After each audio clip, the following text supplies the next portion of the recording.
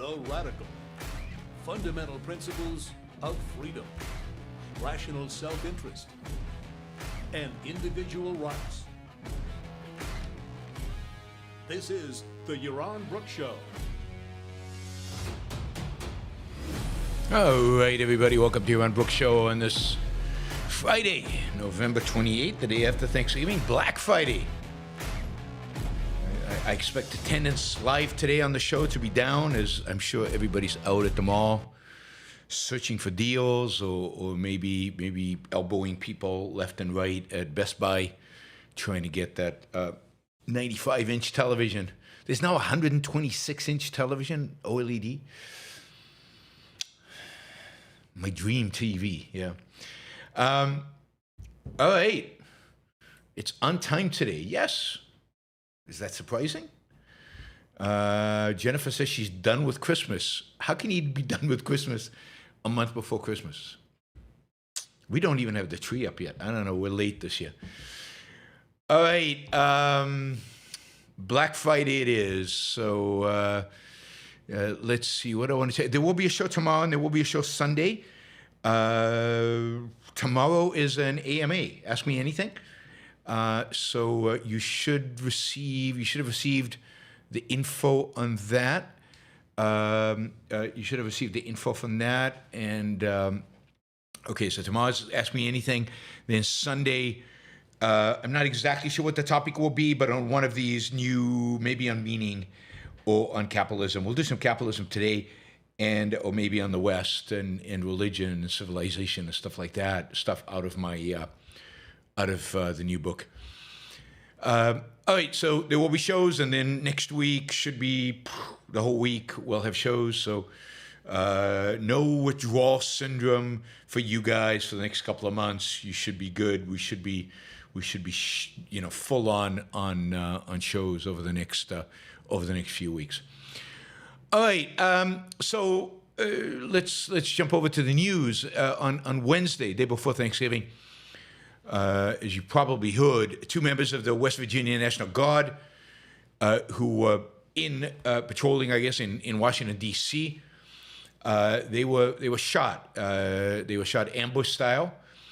One of them, Army Specialist Sarah Beckstrom, who 20 years old, has died from the gunshots.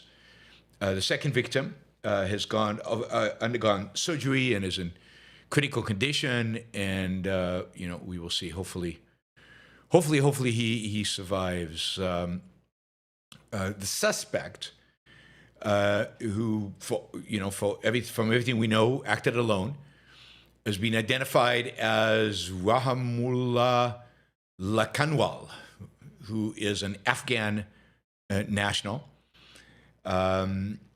We'll get to him in a minute, and he entered the United States in 2021 under the agreement that Trump signed or the Trump endorsed of and Biden, Trump and Biden, of withdrawing American troops and providing basically asylum to the Afghans who worked with America in Afghanistan. Now, this guy, it turns out, didn't just work with America.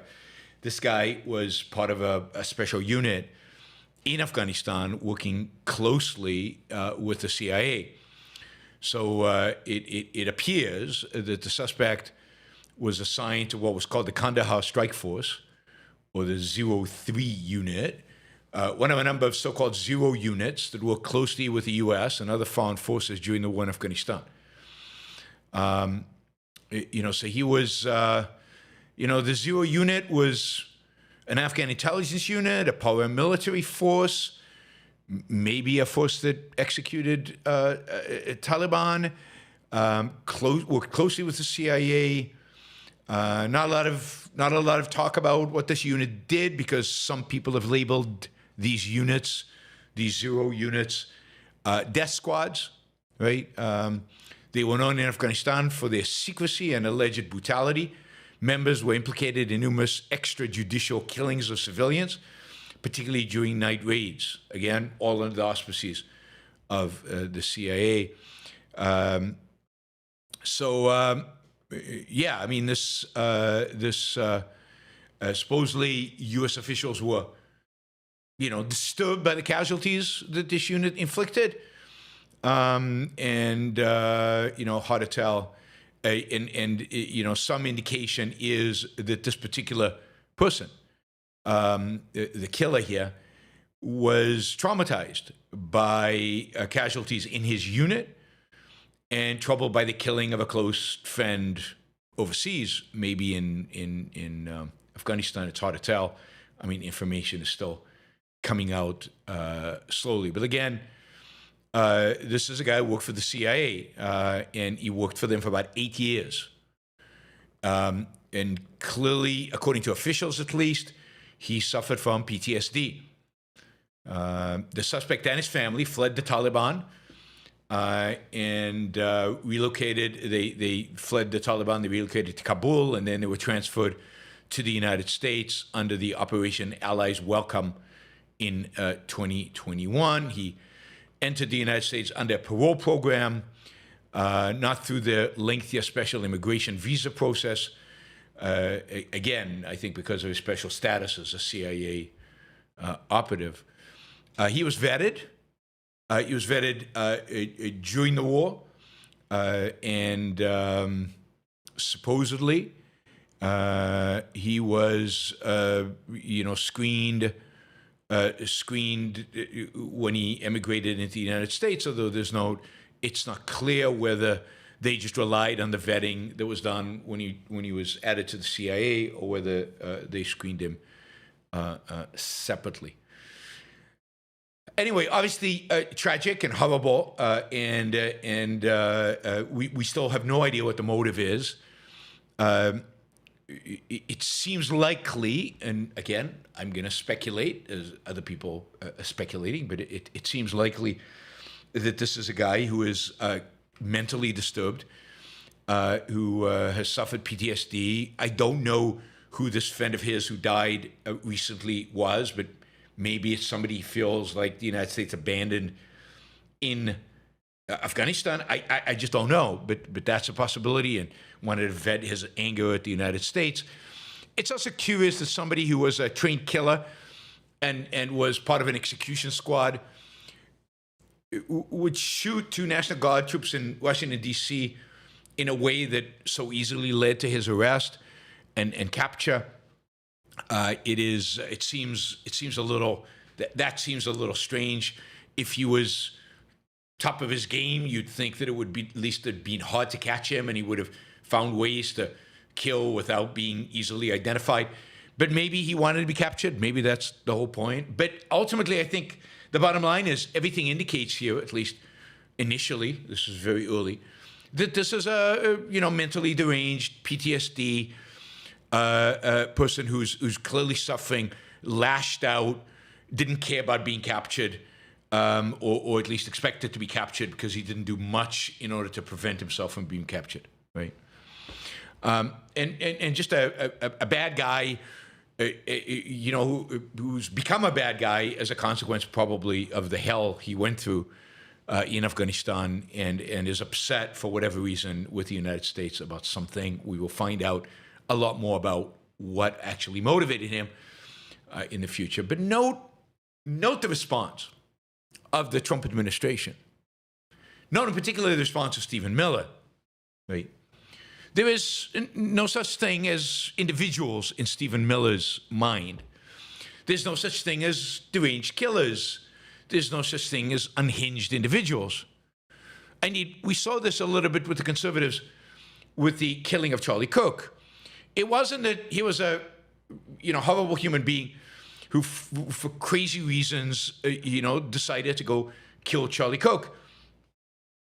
This was the left. This was that tribe killing one of our tribe. Their tribe killing somebody from our tribe. They do not have the capacity to view people as individuals. Everything that they do is in terms of tribal allegiance, tribal generalizations. So Charlie Cook was killed by the left. And now we're being told that these two, National Guardsmen were killed by Afghans, or even more broadly, if you really want it, they were killed by immigrants from third world countries. Immigrants from third world countries killed, murdered. The Wall Street Journal editorial board wrote, Afghan refugees, quote, shouldn't be blamed for the violent act of one man. Collective punishment of all Afghans in the United States won't make America safer, and it might embitter more against the United States. I agree with the Wall Street Journal completely. This is Stephen Miller's response. This is the great lie of mass immigration, he responds. You're not just importing individuals. You're importing societies. No magic transformation occurs when failed states cross borders. At scale, migrants and their descendants recreate the conditions and terrors of their broken homelands. I mean, this is so ahistorical. It's so untrue. It's so collectivistic and tribalistic. Afghans in the United States have not recreated their society. There's no a Taliban running around the streets and forcing women to cover their faces and shooting up girls' schools. You know, if Afghans were shooting up girls' schools, and if there were a number of Afghans, I mean, this was a phenomenon of Afghans going out into the streets and killing Americans or shooting up girls or forcing girls to cover their faces, then, oh, wow, yeah, that makes sense. But this is one guy, clearly emotionally and psychologically unstable, killing horribly a couple of guardsmen. I mean, did the Italians who emigrated to the United States, did they recreate the poor,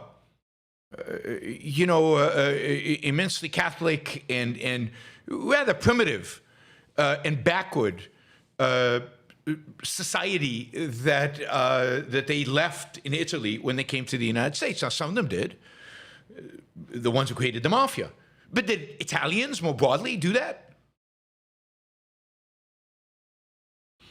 I mean, how civilized were the Irish migrants who came to the United States in the early 20th century? The potato farmers escaping the famine, late 19th century.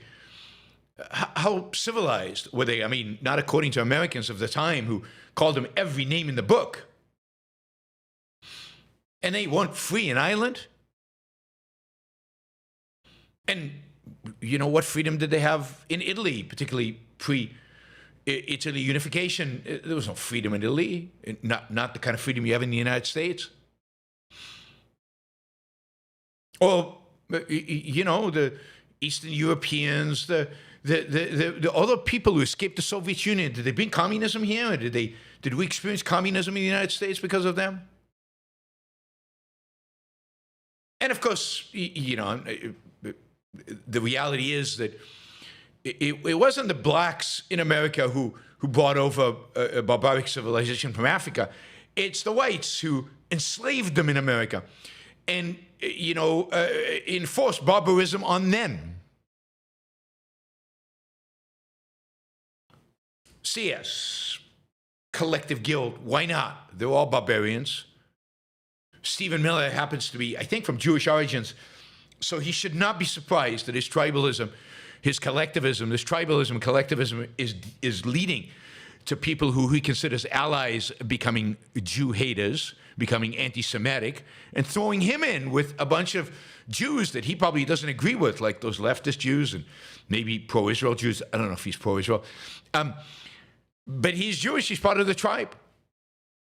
And the Jews who came here in the late 19th century, early 20th century, how civilized were they? I mean, the reality is that the Jews who left Europe in the late 19th century and early 20th century were the least educated Jews in Europe. The educated ones stayed and were slaughtered in the Holocaust.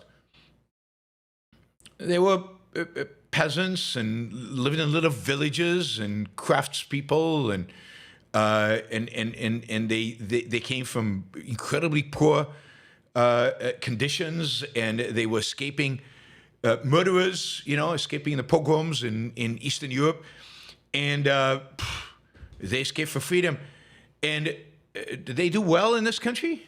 Yeah, they kind of did. Did they bring that kind of insular kind of somewhat backward culture to the United States? For a little bit. First generation, it's hard to break away from that, but they got assimilated.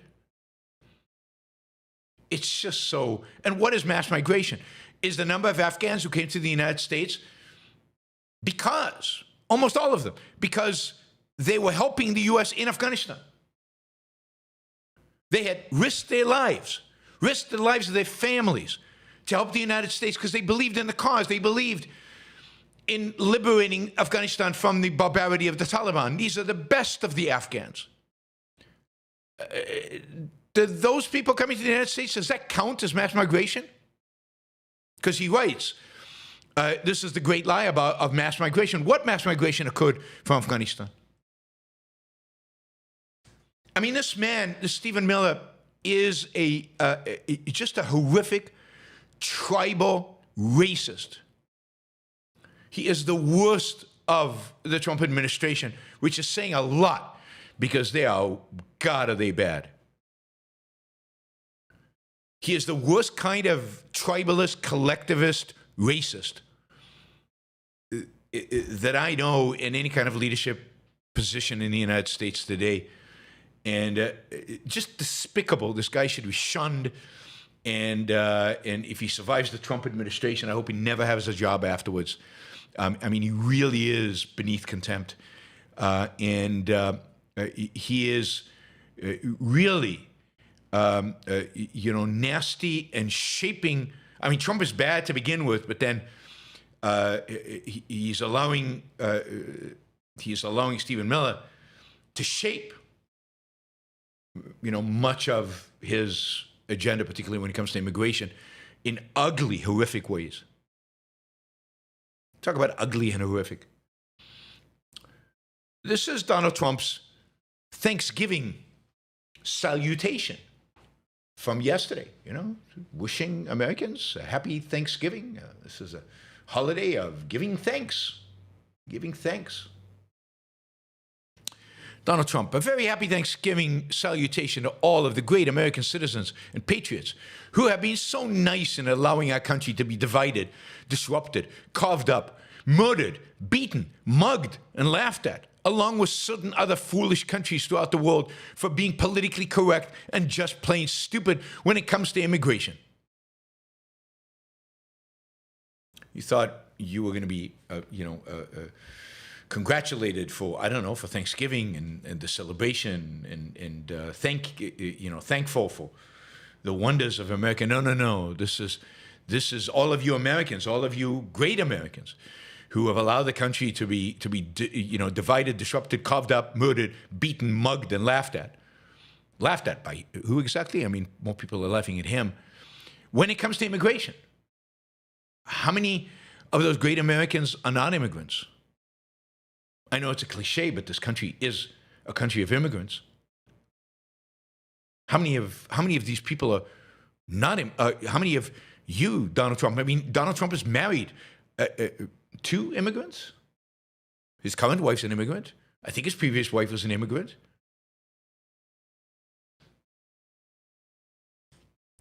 The official United States foreign population stands at 53 million people, according to the census, most of which are on welfare from failed nations or from prisons, mental institutions, gangs, or drug cartels.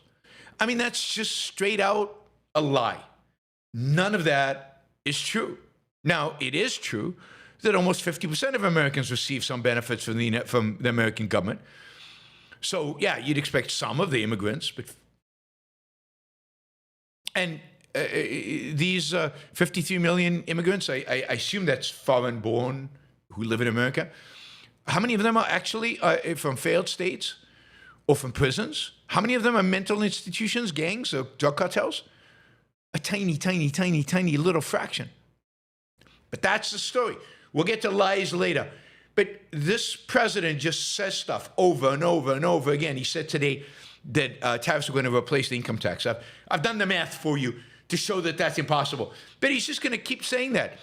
And when the Supreme Court overturns his tariffs, if they overturn his tariffs, but let's assume that they do, he's going to say, you know, if they'd let me keep the tariffs, I would have ended income taxes. And it's on the Supreme Court. If you complain about your income taxes, it's all because of the Supreme Court. I could have ended income tax. I could have had tariffs paid for by foreigners, and America would have been great again. And because of the Supreme Court, that's not happening.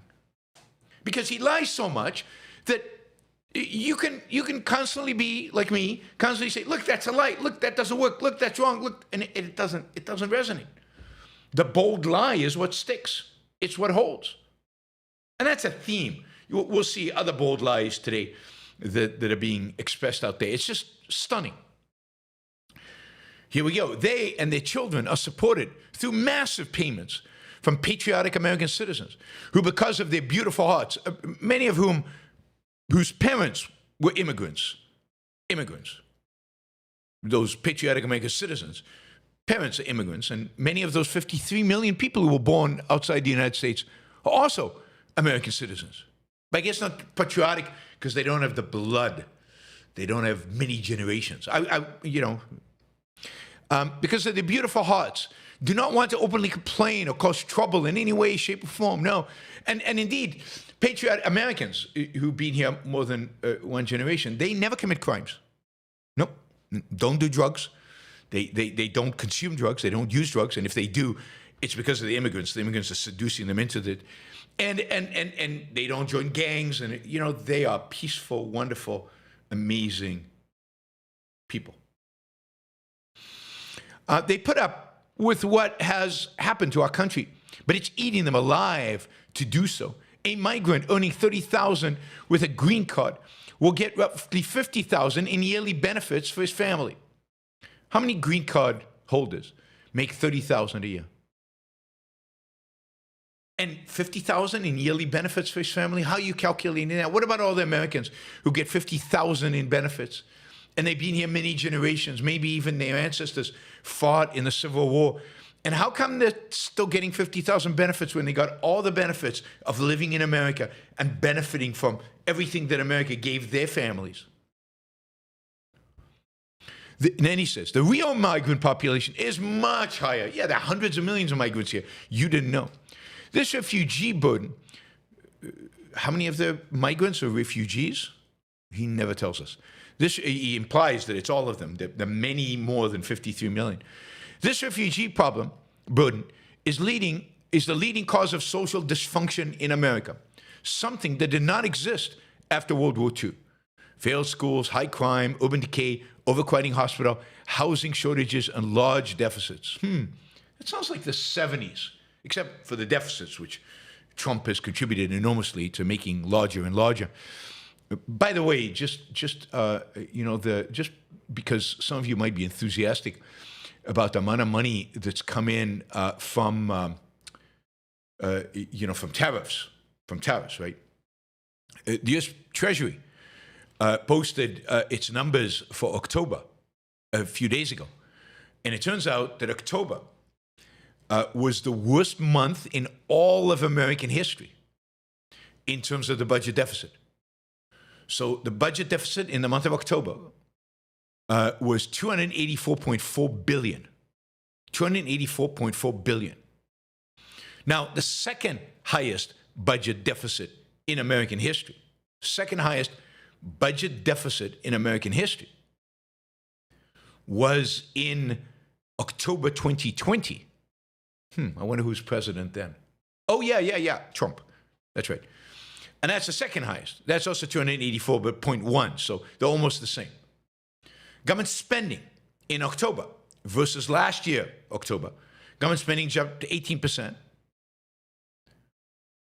And,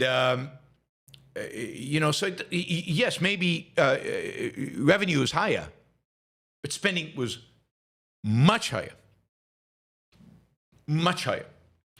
So, deficits are your fault, not non-immigrants' fault. And failed schools, high crime, urban decay, overcrowded hospitals, all of that was the 70s. I don't remember many asylum seekers in the 70s. Immigration was pretty low, and maybe there was some asylum seekers from the Soviet Union, but not much more than that. Maybe some Cubans. He goes on, as an example, hundreds of thousands of refugees from Somalia are completely taking over the once great state of Minnesota. Completely taking it over. I mean, you can't see a white face in the entire state. Somalian gangs are roving the streets looking for prey, as our wonderful people stay locked in their apartments and housing, hoping against hope that they will be left alone. Carnage in the streets of America, carnage caused by immigrants, always caused by immigrants, never by the good people of America, never by those, patriotic, white, American citizens. They don't cause any carnage. The seriously retarded governor of Minnesota, this is Thanksgiving message, seriously retarded governor of a state in the country, Tim Walz, does nothing, either through fear, incompetence, or both, while the worst congresswoman in our country, Ilhan Omar, he's probably right about that, always wrapped in a swaddling hijab, and who probably came into the United States illegally in that you are not allowed to marry your brother, spreading a rumor about, marrying anyway, does nothing but hatefully complain about our country, its constitution, how badly she's treated, and her place of origin is a decadent, backward, and crime-ridden nation, true, which is essentially not even a country for lack of government, military, police, etc. True. By the way, this is the kind of response that Trump does, that people love. This is why he wins. This is why MAGA goes nuts for him. It's because he calls Governor of Minnesota retarded, because he goes after Ilhan Omar in this kind of language. This is what makes him likable. He's fighting. These are fighting words, and they love the fighter in him. Even as we have progressed technologically, he writes, immigration policies eroded those gains in living conditions for many. I will permanently, here it goes, I will permanently pause immigration from all third world countries to allow the U.S. system to fully recover, terminate all of the millions of Biden illegal admissions. So no more immigration from third world countries, including those signed by Sleepy Joe Biden's auto pen. All because one guy went nuts. I'm not allowing immigrants from third world countries. It's going to be very interesting to see how he defines third world countries. You think Saudi Arabia will be defined as third world country? Do you think Qatar will be defined as a third world country? Do you think Russia will be defined as a third world country? It's not, but, and it won't be. So it's going to be really interesting to see how he defines third world countries and which countries are not on that list. He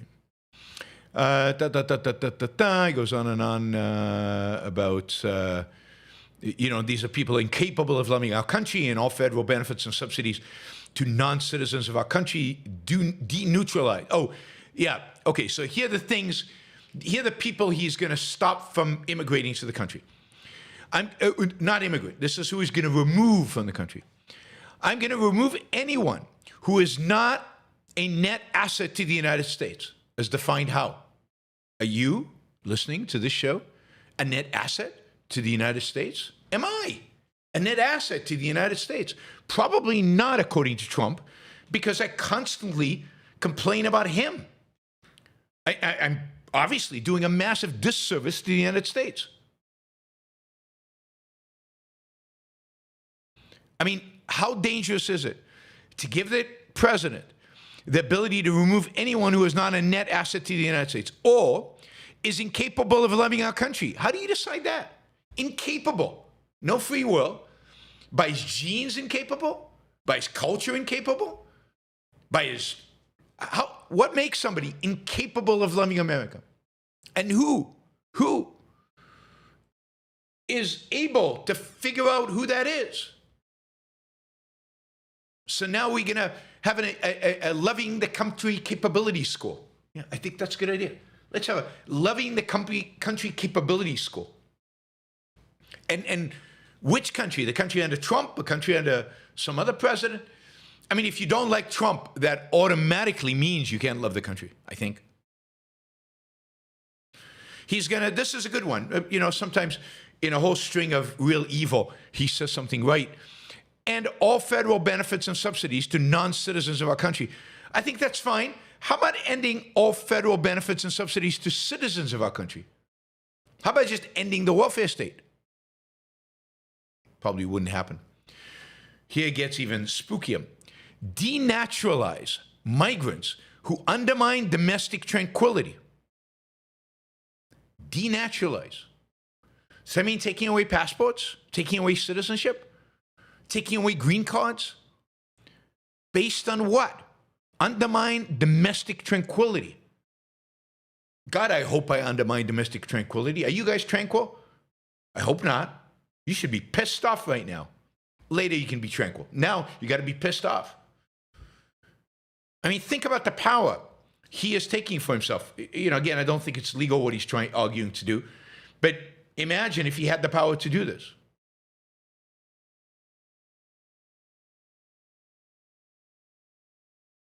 Really? I like numbers? Really? Why do we have two?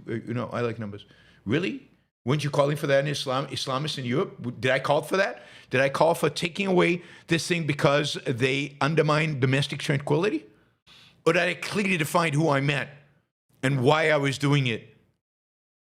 And clearly defined, and I wasn't going to take their citizenship away, but put them away for supporting the enemy. Put them in jail for supporting the enemy.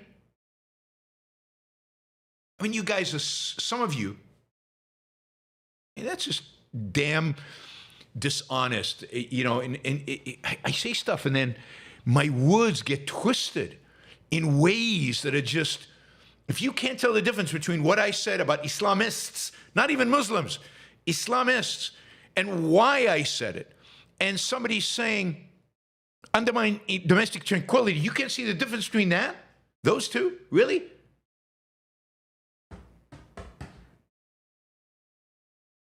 I mean, what does it mean, undermine the domestic tranquility? It's completely subjective. It's completely up to King Trump, Emperor Trump. And then he said, and deport any foreign national who is a public charge, security risk, or non-compatible with Western civilization. There you go again. Non-compatible with Western civilization. What's that? I've never said that about Islamists. I don't want to deport them because they're not compatible with Western civilization. I want to deport them because they're at war with Western civilization. And not even with Western civilization. They're at war with the UK, with Germany, with America, with specific countries. It's a war. In a war, you don't allow your ideological enemy to preach within your country. He's not declaring war. I mean, he is. He's declaring war on all immigrants. And again, how do you define Western civilization?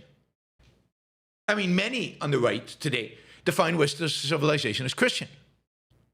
White Christian. Does that make us non-Christians enemies of Western civilization? How about atheists? God, atheists. I mean, I'm sure there are a lot of people on the right, who would consider atheists unequivocally enemies or non-compatible with Western civilization. I mean, luckily, I think we have a legal system that is going to hold in spite of this insanity, in spite of this irrationality, in spite of this wickedness. Wicked, I like the word wicked, wickedness. He goes on, these goals will be pursued with the aim of achieving a major reduction in illegal and disruptive populations, including those admitted through an unauthorized and illegal autopan approval process. Only reverse migration can fully cure this situation. Yep, send them all back.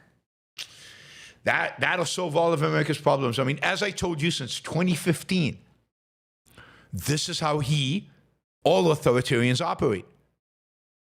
If you're feeling angst, if you're feeling upset, it's completely justified. Indeed, we need angst and upset for you to be willing to vote for an authoritarian like me. But I want to tell you that the angst and upset that you feel has nothing to do with anything you did. You are not guilty. You are great, wonderful, amazing, patriotic, beautiful people. It's all your problems, all of your anxieties, all of your challenges, the carnage in the streets of America, that is all on the other. On the other. And as I said in 2015, maybe we're not quite ready to say back then that it's the Jew is the other. Maybe we're more ready to say that today, at least in certain circles on the right. So we'll just, since we can't say the Jew, we'll just call it immigrants. We'll just cover them all. But clearly, the Jews are anti-Western civilization. I think I've got a video on that coming up. Definitely. And now, it's not the Jews who are anti-Western civilization. It's some Jews who are anti-Western civilization, according to the Carlson. It's the Zionists, and Israel in particular. The Zionists are anti-Western civilization.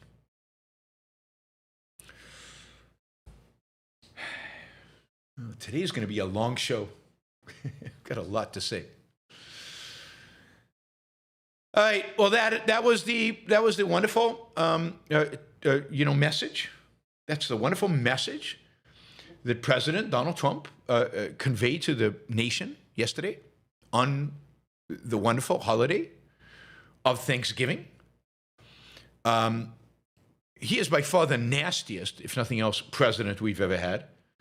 The nastiest and the most detached from reality. I think even Biden, in his worst episodes of dementia, was not as detached from reality as Trump is. Completely oblivious. I mean, or it's just all an act. It's hard to tell. It's hard to tell which one it is. Remove anyone who is not a net asset to the United States or is incapable of loving our country. Now that is, we should that should be like a plaque. We should have that.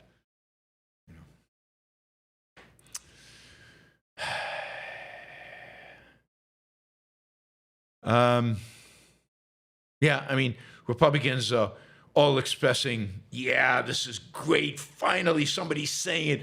This is amazing. DeSantis and James Woods and, James Woods says, anything short of this, and America is doomed. Yes, what's killing America? Immigrants. That's what's killing America. It's not university professors. It's not ideas. It's immigrants.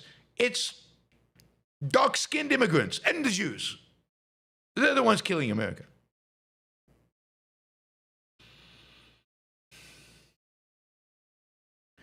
I mean, they're all jumping on this. They're loving this. They're loving this. I mean, Laura Loomer loves it. Loves it. She thinks, she wishes Trump was a little tough on Muslims, but she loves this. Our country depends on it. If this doesn't happen, God, country's finished.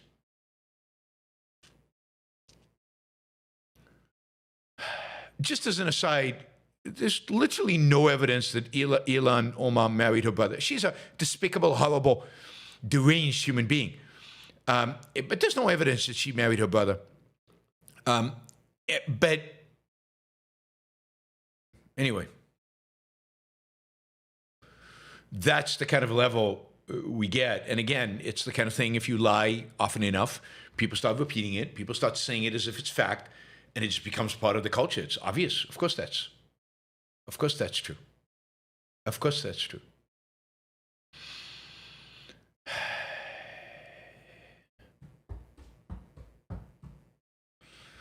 Yeah, I mean, yeah. Andrew says, Ben Shapiro, what say you? My guess is that Ben Shapiro will ignore this. Or will say something more moderate, right? More moderate. Here's just an example of your president, my president, unfortunately, his attitude. This is who he is. This is what he is. This is the guy you voted for, right? And this is, it's not just you voted for. This is what MAGA loves about him. He has an exchange that happened in the White House relating to the D.C. shooting, Trump's, somebody says, the reporter says, officials say the suspect in the D.C. shooting was vetted and it came up clean. Trump goes, he went cuckoo. He went nuts. There was no vetting. Now, I think the first part is true. He was cuckoo and he went nuts, which is placing the responsibility on the individual. But then he says there was no vetting, which is just, we don't know if it's true or not. I don't know all the facts. We'll see. Then the reporter says, actually, your Department of Justice, IG, just reported that there was thorough vetting of Afghans who were brought into the United States. So why do you blame Biden? And this is Trump's response. This is the response of the president of the United States, a position that Ayn Rand had real veneration for. So for those of you who think that Ayn Rand would support a Trump, she couldn't even imagine a president talking like this to a reporter. This is what he says to her, right? She's standing right there. He says, are you stupid? Are you a stupid person? You're just asking questions because you're a stupid person.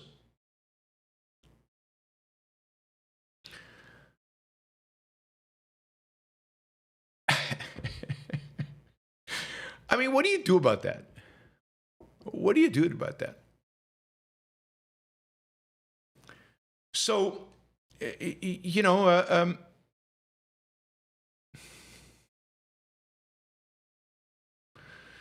this is a president who now says that he's going to revoke the citizenship for Americans who weren't born here if he, and Stephen Miller, of course, determine that they don't love America enough or incapable of loving America.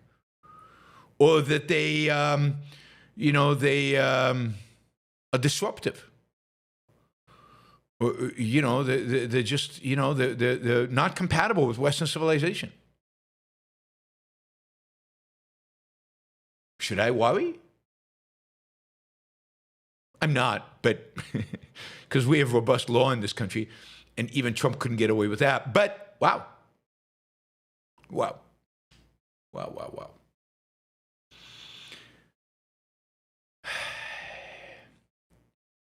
Here's a reality check about crime. Whoops, I shut that off. Okay, I closed my, let's see if I can reopen it one second. Yeah, here it is.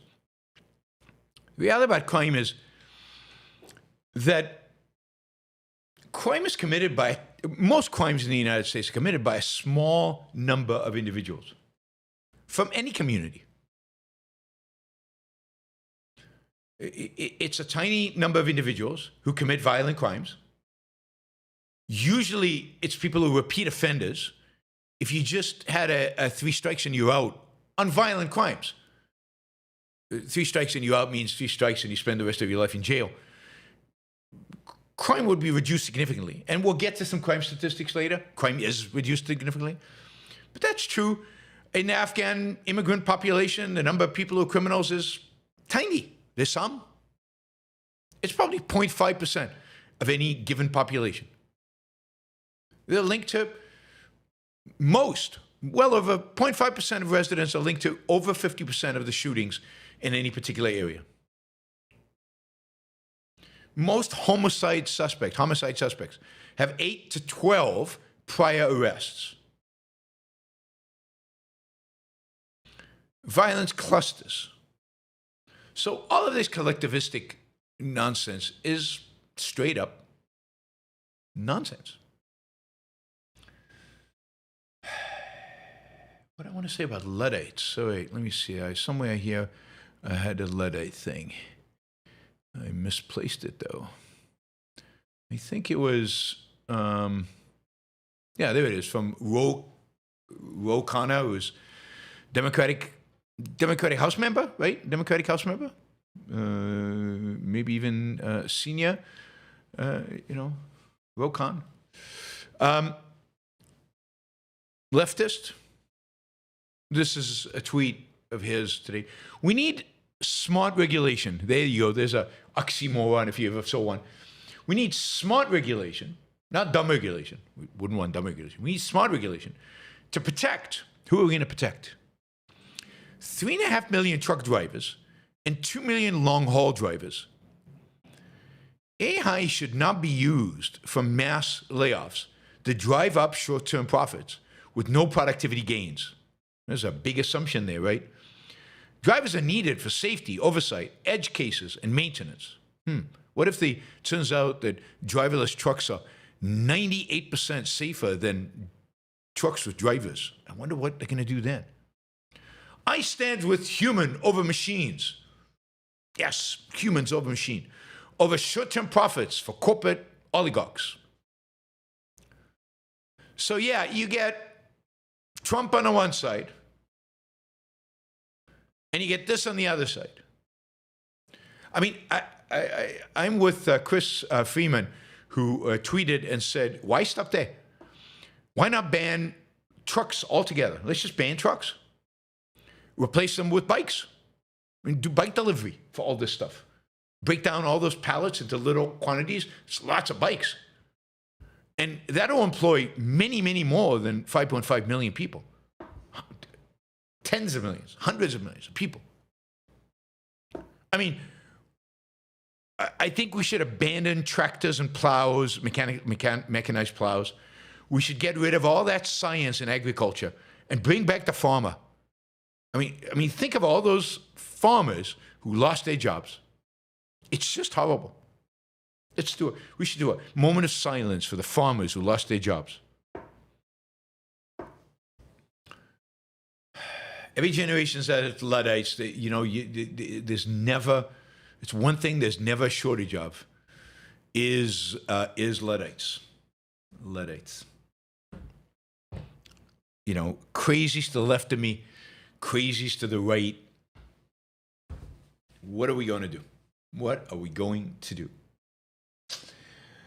All right, I'll take a short break here and just remind you that the show is funded through contributions from you and support from you, in other words. And the best way to support when you're watching live is by doing a super chat. And we have targets. We're short on our 1 hour target by $136. And so please consider jumping in with a question, particularly if it's a $20, $50 question. That helps a lot. Or just a sticker, just to show your support, and that could be $2, $5, any up to $500. Just so we can get our targets, meet our targets for the day, for the week, for the month. We have targets for all of that. As Andrew says, this show is on fire, and you should support that fire. And the way you support a fire is by throwing money into the flames. Something has to burn, right? So please, trade a principle, value for value. Anyway, okay, so Tucker Carlson card. I'm showing you another Tucker Carlson video. I couldn't resist. Because this one is just so deceptive. It's so targeted at wheeling you in and making you think he's a good guy and hiding what he's really about and contradicting everything he believes in, everything he claims elsewhere, and yet contradicting it in his own statement. That it's a masterclass in how to lie and deceive and pretend. It's you got to say, it's brilliant. It's brilliant and it's evil. This guy is evil, but with the exception of the again, why anybody takes him seriously, I don't know. But I've been watching this interview he did with Piers Morgan, and Piers Morgan takes him very seriously, and Piers Morgan spends a lot of time with him, and they talk, and Tucker Carlson spouts absolute nonsense, total BS stuff. And Piers is not smart enough or knowledgeable enough to go back at him at anything. There was a whole exchange I watched. God, what? I don't know why I do this to myself, but I did watch it. I watched these things for you. I didn't post it because I don't know. We could do that one another time. But this was about Tucker Carlson complaining about the fact that one of the reasons birth rates are declining is because of how many gay people there are. Like and he said, look, biologically, gays don't have kids. So the more gay people there are in a society, the fewer kids they're going to be. And this, of course, freaked out Piers Morgan, and he didn't know what to say. And he has no clue how to respond to that. And he's saying, no, they've always been gay. And Tucker's going, no, there are many, many more gay people today than there were in the past. And Piers is saying, no, people are born gay, so the number of gays is always constant. But just in the past, Tucker doesn't have any answer, any answer to that. And he's saying, no. Tucker's saying today, 30% of people self-identify as gay. That wasn't true in the past. And Piers is like, yeah, because in the past they were persecuted, so they hid in the closet. And Tucker says, but they had kids, and now they're not having kids, and it's 30%. 30% of, 30% of people are saying that they're gay and they don't have kids. And Piers and then Tucker Carlson gives Piers Morgan a gift. Of course, a gift Piers Morgan cannot respond to. And Tucker says, in Asian societies, he says this can't be genetic, because in Asian society like Japan and South Korea, they don't have gays, or they don't have 30% of the people gay. Now, why am I saying Piers is an idiot, ignorant idiot, and that he couldn't even, he got handed this, on a silver platter, he got handed this thing. On a silver platter. I mean, he could have nailed Tucker Carlson to the wall, and he let him get away. Two things. One, what is the percentage of gays in America or the UK, Western societies? Well, just ChatGPT it or Google it or whatever. Self-identified gays, gays in terms of male homosexuals, I think it's 1.4%. 1.4%. If you take out LGBTQ plus and everybody who announces they're bisexual, and bisexuals can have kids, so bisexuality is not an impediment to multiplying. Indeed, nothing is, because you could do surrogates and you could do artificial insemination. You can do all kinds of things. So, lesbians can have children, but put all of that aside. Let's pretend none of that exists. All of it, LGBTQ plus, the whole thing. On a good day where this is really hyped and a lot of people want to say that they're part of that because it's cool, 10% max. And Tucker can get away with saying 30% and nothing. Nothing. Piers Morgan says nothing. 30% is just, this is a theme today. These people lie. They lie and they lie and they lie. And now millions of people who have watched this video with Tucker Carlson now believe that 30% of people are gay, which is just not true. Put aside the issue of if it was true, so what? But it's not true. It's just a number that is just completely nuts, right? And then he says, right, and this is supposedly keeping birth rates down, and because birth rates are down, civilization is ending. But he says that no, people in Southeast Asia are not gay. What are birth rates in Southeast Asia? Like South Korea, Japan, China.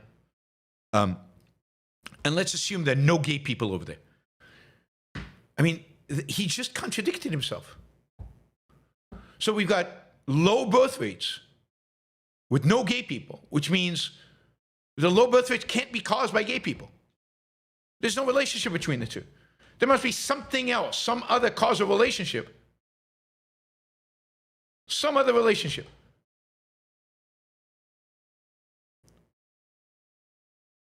Other than, so in South Korea and Japan, the reason the existence of low birth rates are, I don't know, whatever reason people give. But in the United States and the UK, it's gay people. The guy is just unhinged, but he lies.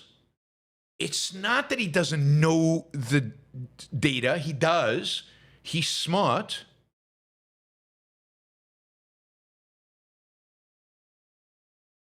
So he's just basically just trying to what?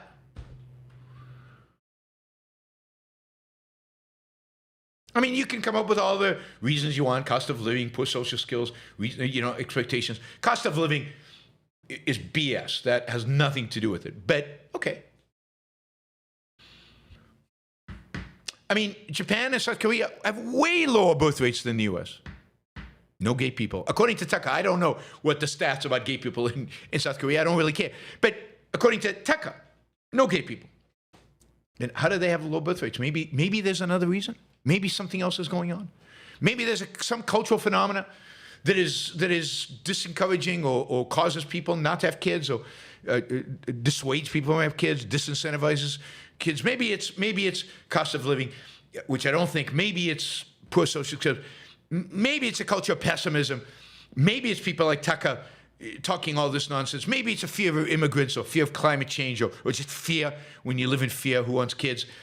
Maybe it's just bad ideas, bad philosophy. Maybe it's women discovering there's a whole world out there beyond having kids and wanting to experience that world, and maybe not having kids and instead experiencing that. Maybe, I don't know.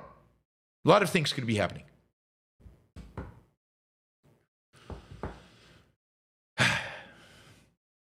But this is Piers Morgan. He's supposed to be like the top interviewer in the world, right? He's like, and he can't catch Tucker Carlson on that, that level of stupidity. Anyway, here's another Tucker Carlson one. So, sorry, I don't know, I'm just going to talk today, it seems like. No questions from you guys, no stickers, no support, and I've got material here for like 5 hours. All right, here's the Tucker Carlson video. This one, note how he uses individualism, how he positions himself as an individualist. This is Tucker Carlson, remember, the ultimate tribalist. Watch how he does it in order to smear Zionism and Jews more broadly and Israel more broadly.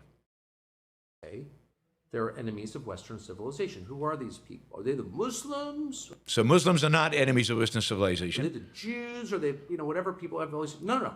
They're not the Muslims. They're not the Jews. They're not the blacks. They're not whatever group you're blaming.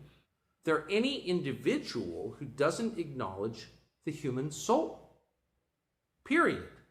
Doesn't acknowledge the human soul. Are there any individuals out there, anybody out there who doesn't acknowledge the human soul? That humans have a soul? Individual humans have a soul? Isn't that everybody? Or does he mean soul in a particular Christian way or something else? What is it? Maybe it's Jesus that don't acknowledge Jesus? So the enemies of Western civilization are people who don't acknowledge the individual human soul. Now, he's going to claim he's an individualist. You'll see this in a second. But, okay, those are the... So let's now find out who the enemies of Western civilization are. That the rights begin and end with the individual, not the group. Wow, the rights begin and end with the individual, not group. He's absolutely right. I'm with Tucker Carlson on this one. Rights begin with the individual, not the group. I imagine if Tucker actually held that and followed that logic through, he'd be a good guy. And he's not, because he's a collectivist, irrationalist, anti-individual rights guy. Therefore, an attack on Western civilization looks like this. It's tribalism. It's identity politics. That's right. It is. It's tribalism. It's identity politics. He's absolutely, again, it's absolutely right. Tribalism is anti-Western civilization. Identity politics is anti-Western civilization. Racists like Tucker Carlson are anti-Western civilization. That's absolutely right. It's tribalism. It's identity politics. It's DEI. It's whatever. It's Zionism. Did you see that? How he snuck that in? It's DEI. It's all these leftist things that nobody likes. Identity politics. And then he throws Zionism in there. It's Zionism. We'll talk about what Zionism is in a minute. But it's Zionism. It's any belief system that begins with the understanding that one group is morally superior to other groups. So one group is morally superior to other groups. Yeah, I agree with you. But notice that Zionism right in the middle there. So Zionism is the one example he has, the one concrete example that he has. of a group that views itself as morally superior to all other groups. The Zionists actually believe is Zionism an ideology and a theory that believes that its group, the Jews, are morally superior than any other group. The Zionists believe that. Absolutely not. We'll talk about Zionism in a minute, but absolutely not. But that's the one group, the one concrete he can find to smear and associate with this tribalism and collectivism. And he's right about that. Tribalists and collectivists, they're anti-Western civilization. We don't think in terms of groups as Christians or Westerners. As Christians, we don't think in terms of groups. God, you might want to tell that to the Catholics slaughtering the Protestants, slaughtering the Catholics, slaughtering the Protestant, slaughtering the Catholics, or the Catholics slaughtering other kinds of Catholics who don't quite agree with the dogma of these particular Catholics.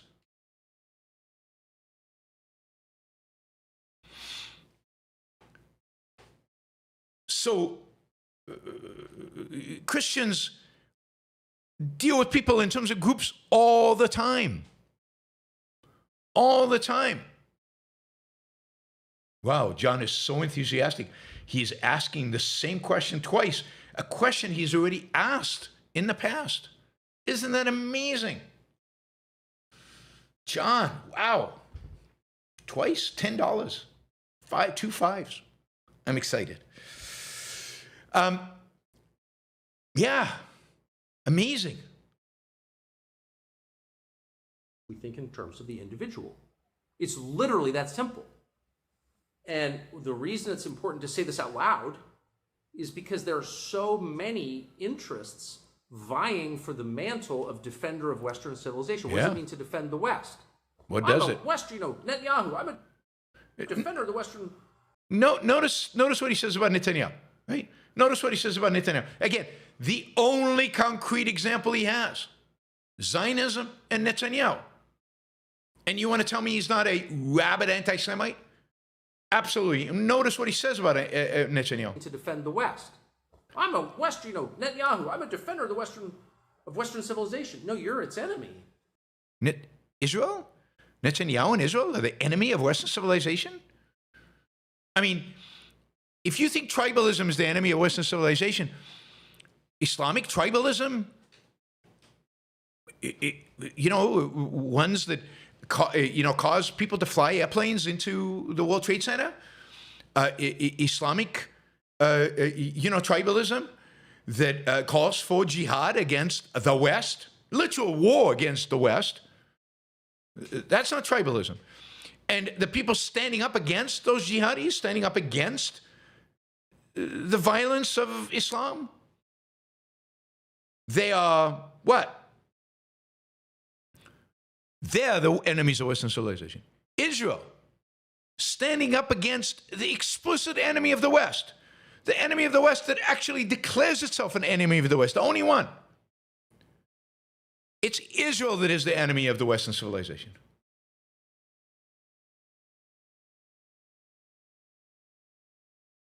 Of course. Listen to this. Literally its main enemy. Why? Because I don't like you. It has nothing to do with that. Its main enemy. Israel and Zionism are the main enemy of Western civilization. Not the Russians, not the Chinese, and certainly not Islam. I mean, ultimately, Tucker is a fan of Sharia law. Not Islam. It's Jews, Jews, Jews. They are the enemy of Western civilization. It really is unbelievable. And that he can get away with this. And that nobody will call him on it. Or very few people will call him on it.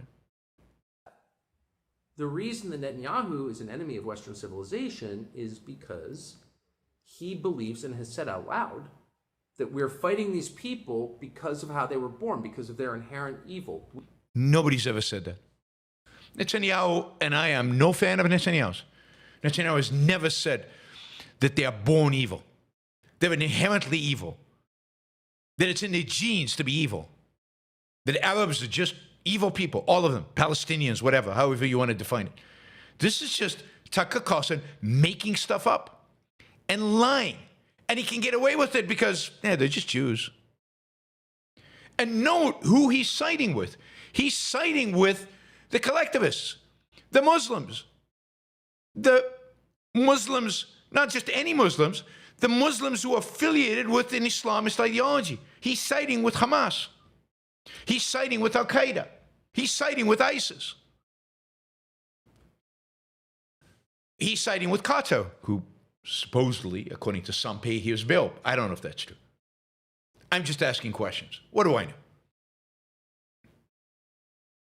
You could have used Hamas as the example of the enemy of Western civilization, but no. Use Israel and Netanyahu, and then put a quote into Netanyahu's mouth that he never said, ever said, and which is not Zionism. Because of how they were born, because of their inherent evil. We don't believe in that. It's not true. Every person is inherently flawed, but salvageable. I don't believe people are inherently flawed, and I don't think Tucker is salvageable. Because God made every person. Why are the Nazis bad? The Nazis are bad because for that exact same reason. And so, note the juxtaposition here. Now we've got another concrete, the only other concrete. So you've got Zionism, Netanyahu, i.e. Israel, and the Nazis. Israel, Zionism, and then Netanyahu are like the Nazis. So if you want to defend the West, you defend a single proposition, and everything emanates from that proposition. This is true. Individual That's true. has rights. That's true. Which were given to him by God. And what is the only country, well, it won't give it to him by God, but what's the only country, in the Middle East at least, that respects any semblance of rights? What's the only country that respects any semblance of individualism? Only country. The only country is Israel. And yet, Tucker, places himself solidly on the side of, let's see, Qatar, Sudan, Iran, Iraq, Gaza. They're the ones who represent rights. It's Israel that is the problem. Israel that's a problem because, hey, it's collectivistic. And note how he wraps it all up in a frame of, I'm just for individual rights. I'm for individualism. And he sneaks these things in. And he has been doing this, right? Tucker has been a journalist, commentator on TV, for 20 plus years. He knows exactly what he's doing. He knows exactly how to play the game. He sneaks these things in. And these things land. And they resonate. Now, I just want to say something about Zionism, because Zionism is the exact opposite of what he says. Zionism, in many respects, is in an important way why it can be used as a collectivistic ideology. It's not. So think about the founder of Zionism. God, how am I going to... Yeah, anyway, the founder of Zionism was a man named Theodor Herzl. Theodor Herzl was an individual, a Jew who was completely assimilated into European society. He dressed like a European intellectual. He wrote like a European intellectual. He lived like a European intellectual. He believed that Judaism should disappear. He was an Austrian, lived in Austria. He wasn't a Jew. He believed that Jews should become just French and Austrian and German and Russian, and the Jews should ultimately disappear and go away. I mean, this was his worldview. He told Jews to blend in as much as possible, and this is my view. He also believed that Europe was the future of the Jewish people. He thought Western values, Western society, Western culture was the best culture ever, and it was the place for Jews. He was proud of Western civilization. He was proud of being part of it. He was a journalist. And he actually, lambasted the Jews for not acting European enough. He wanted them to become more European, more assimilated. Right. And then as part of his work as a journalist, he was assigned to Paris for his Austrian paper to cover the Dreyfus affair in France. And he saw thousands of so-called enlightened French citizens scream against the Jews in the French speech. You know, there was a newspaper that was published in Paris in the late 19th century during this Dreyfus trial and after, called The Anti-Semite. It was a newspaper. Screaming against Jews. And, persecuted. A Jewish officer was falsely accused for spying for the Germans. And it wasn't like down with the criminal, even though he wasn't even a criminal, he was set up. It was down with the Jews. That is, he saw in liberal France, in liberal Paris, in Paris of the 19th century, of, Paris of Hugo and Chopin, and, Paris, the beautiful Paris of the, what do you call it, something epoch, the beautiful epoch, the beautiful period. Down with the Jews, And he thought to himself, if this was happening in France, the most modern, open-minded place on the planet, if hatred for the Jews was that deep, that everywhere, what was to become? And by the way, Dreyfus, who was a Jewish senior officer within the French army, was completely assimilated. He was Jew by birth only, by DNA or whatever you want to call it. He didn't behave like a Jew in a sense of practicing. He wasn't religious. He was an atheist. He was a Frenchman. If you'd asked Dreyfus, what are you? He would have said French. He was a French patriot.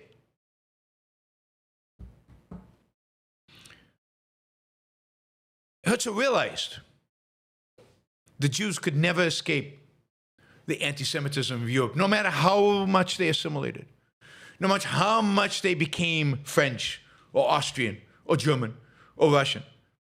Anti-Semitism would not go away because whether you're a Jew or not is not something, it's not dependent on you. It's dependent on your neighbors. They decide if you're a Jew or not. And he decided that Europe would turn against the Jews. He predicted the Holocaust 45 years before the Holocaust. He understood that no matter how European Jews became, the crowd will always remind you that you're a Jew when it suits it. And he realized that the only path that the Jews had to survive, to continue to exist, was by creating their own state, defending themselves, not being dependent on anybody else to defend them. So here was a fully assimilated European realizing the Jewish safety depended on them creating their own state and on them allowing that state to be a refuge for Jews as long as anti-Semitism still existed.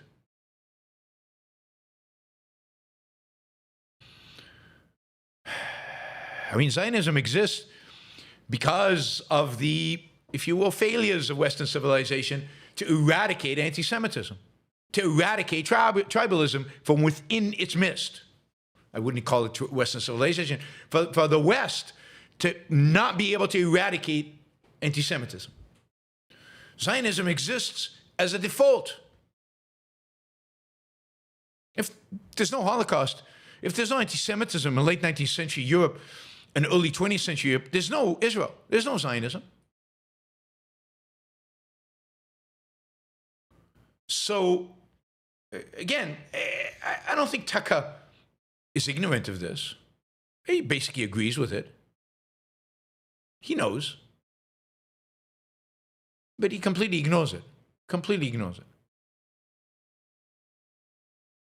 Now, also, I'll just mention that was not in the Piers Morgan interview. That's another video that he put out. But in the Piers Morgan interview, he goes on to argue that Germany was never a threat to England, that Britain chose war with Germany, that Britain could have stayed out of it, that Germany really just wanted to fight communists. Again, Piers Morgan is ignorant and can't even rebut that. The fact that when Germany invades Poland, it does so under a treaty with the Soviet Union, with the communists, to divide Poland between them. I mean, this is basic history. The fact that Germany had already broken every treaty that they had signed up until that point. The fact that Germany clearly wanted, right, France and Belgium and, Northern Europe, and that there was no way Germany was going to not go after Britain ultimately. But that's like a Carlson. Right? All right. God, I am so behind, guys, and you're not appreciating it. Not financially, anyway. All right, a few feel-good stories. Okay, so after I did all of that, now let's turn to something positive. I came across this tweet and paper and analysis that is just, it blew my mind in terms of what I expected, but now we have data, actual data, right? And this is about who supported abolition in England in the early part of the 19th century. So these researchers, they literally went to find the data about who supported abolition. They did it by looking at who signed anti-slavery petitions. And then they traced every person who signed to who he was, where he came from, and all of that kind of stuff. They looked at membership in abolition groups. They looked at members of parliament's voting behavior around the issue of abolition, and then looked at their economic activity. And what they show, pretty overwhelmingly, is that the biggest supporters of abolition, but by a big margin, the biggest interest group, if you will, in favor of abolishing slavery in the UK in the early 19th century, early 19th century, were the industrialists. You could call them the capitalists. I mean, the gentry were neither here nor there, right? The merchants, neither here nor there. Some were for, some were against. The aristocrats clearly wanted to maintain slavery. And of course, slave owners, big time wanted to maintain slavery. Industrialists, those evil capitalists. I often say capitalism eradicated slavery. Only capitalism eradicated slavery. The only system in human history eradicated slavery. If you look at the 10 most frequent occupations of the people who signed a famous 1806 Manchester anti-slavery petition, number one profession, manufacturer. Number 2, textile worker. Number 3, but far behind, merchant, then dealer, then warehouseman, then tailor, then joiner, then shopkeeper, then shoemaker, and at the very end, who do you think is the very end? The ones, the fewest of these 10 who signed the petition, appropriately, beautifully, attorneys. Attorneys at the very end. Right? They look at signatures of industrialists. They find the signatures of industrialists were more likely to be at the forefront of the petition, of any petition, and usually on the first page. So the industrialists, the capitalists, the entrepreneurs, the first ones to sign the anti-slavery petition. Industrialists were the biggest donors to the anti-slavery society and were overrepresented in terms of membership. Again, Quakers were number 1, right, in terms of membership. But in terms of funding, right, it's the industrialists first, Quakers second, merchants third. In terms of membership, Quakers first, industrial interests second, merchants third. So, I mean, this is beautiful stuff. If you look at the areas that were most industrialized, measured by local consumption and water mill usage. They produced the highest share of anti-slavery petitions. By every measure that they cut this, they sliced it in so many different ways.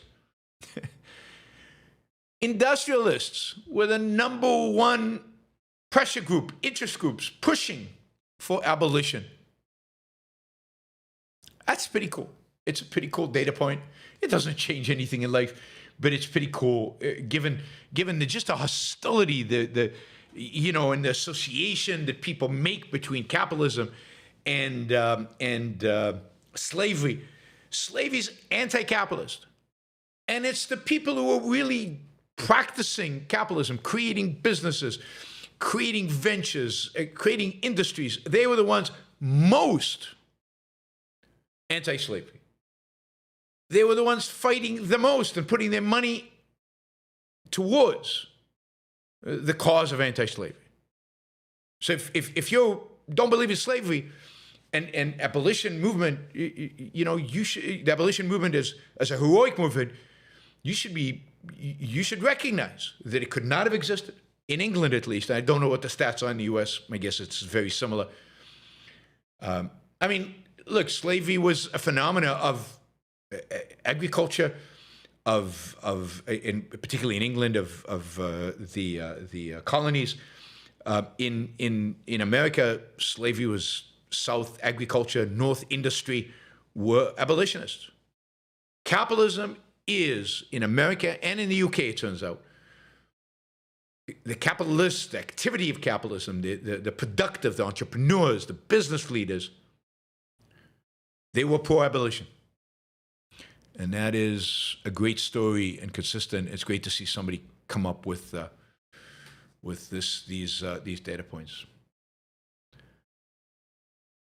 All right, so some good news about life in America. I know. You don't want to hear good news about life in America because Trump told us that there's carnage in the streets and things are really going bad.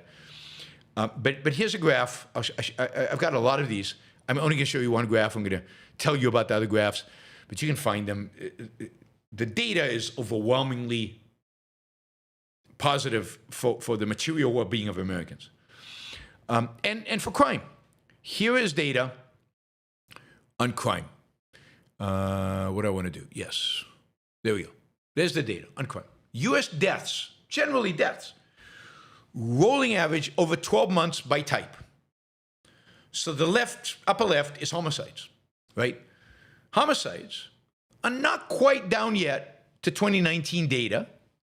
And this is based on CDC data, but you can look at FBI data, you can look at local police data. You'll find that this all is consistent.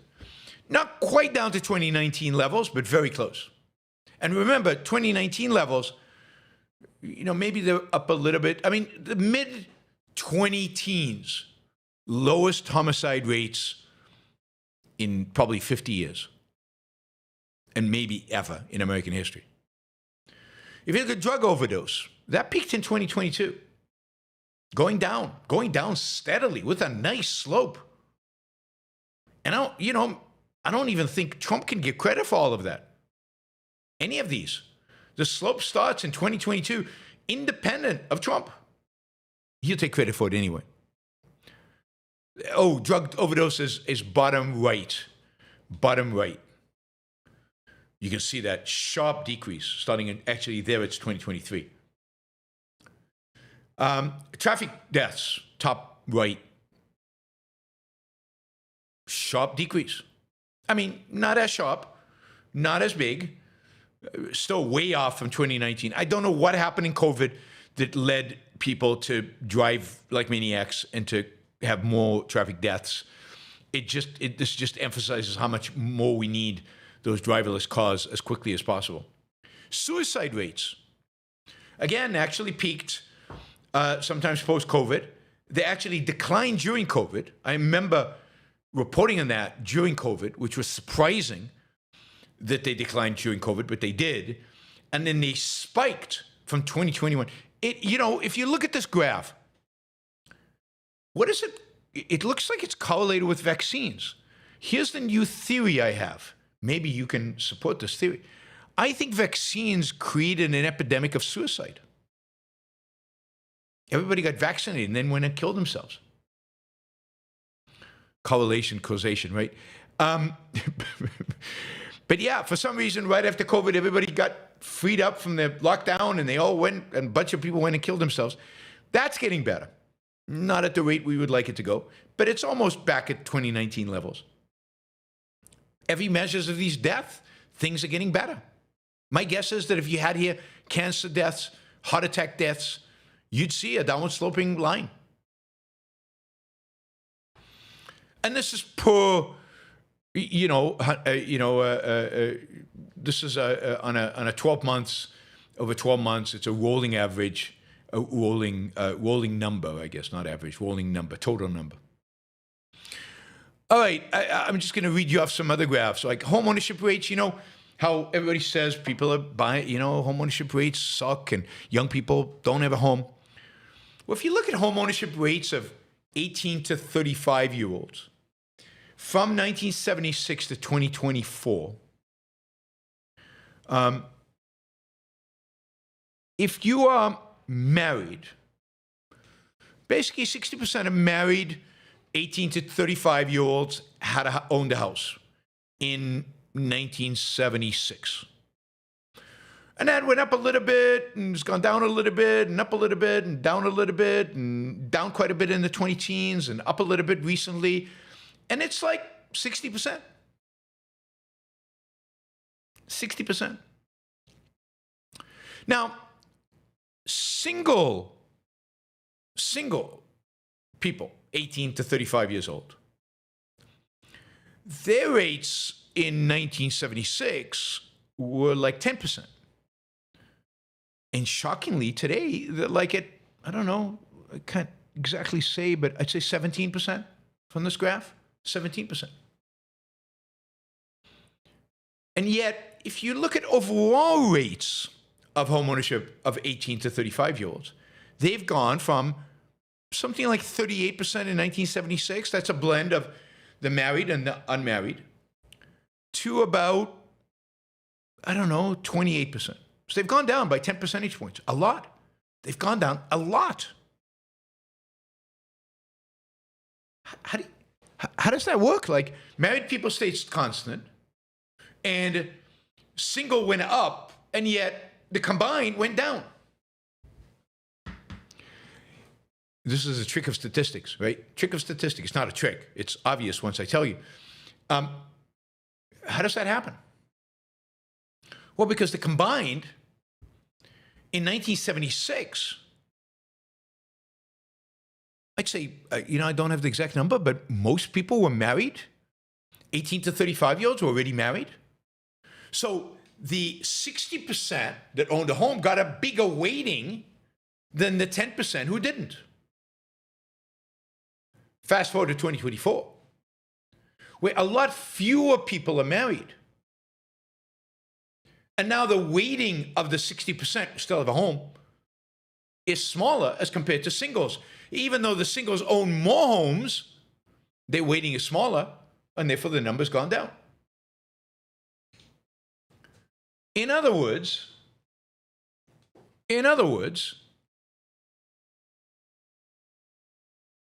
the whole homeownership story is not a story about affordability of homes. It's not a story about young people can't afford a home and they're not buying homes and nobody owns a home if they're 18 to 35. No. It's 100% a story about young people not getting married. If married couples, 60% of them own a home, just like they did in 1976. But you see how people distort the statistics, manipulate it, change them? So it is not the case that young adults are giving up on the dream of home ownership. It's the case that young people are not getting married. And when they do get married, maybe in their late 30s or early 40s, then they'll own a home. It's probably a big chunk, particularly in America, of the birth rate issue is an issue of people not getting married and people getting married much later. and therefore having a much shorter window to have kids. Here's another positive statistic. Just for fun, I figured I'd lump them all together, right? Another positive statistics. The mean wages in Mississippi is the poorest state in the United States. Mean is the average wage in Mississippi. The poorest state in the United States are higher than the average mean wages in the UK, Canada, and Germany. So if you take the poorest state in America, the average wage in the poorest state in America is still higher than the wages in those three major countries, UK, Canada, and Germany. Americans, I don't know how to tell you this, and I know it's going to break your heart, but you're doing pretty well. Not as well as you could. I'm going to be the first to tell you that. Not as well as you could, but you're doing pretty well. Do you know that in 1984, you had to work 5x more hours, 5 times more hours to buy a refrigerator of the same size as you do today? So if today, in 1980, so here it is, in 1984, the average hourly earnings for production non-supervising worker stood at roughly $832. Acquiring the Kenmore would thus require approximately 163 hours of labor. By contrast, a comparable 2024 model from a major retailer like Home Depot, matching size and features, retails for about $998 in nominal terms in 2024. And if you look at wages and stuff like that, then the labor investment would go down to 33 hours. So today you can buy a refrigerator, if you're average something, in 33 hours. In 1984, it took you 163 hours to buy exactly the same refrigerator. Actually, today's refrigerator is a little better, but put that aside. We live in a grievance culture. We live in a culture of complaining, bitching and complaining. Right? If you look at refrigerators today, since we're on refrigerators, we talked about 163 hours versus 33. The one you buy with 33 hours is also like a third of the cost in terms of electricity, wattage used. So it's much more efficient. And it's just as durable.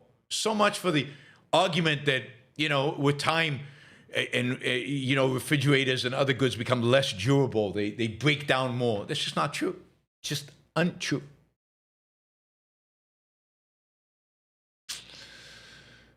Z-Racer says, we have a massive housing shortage, for sure.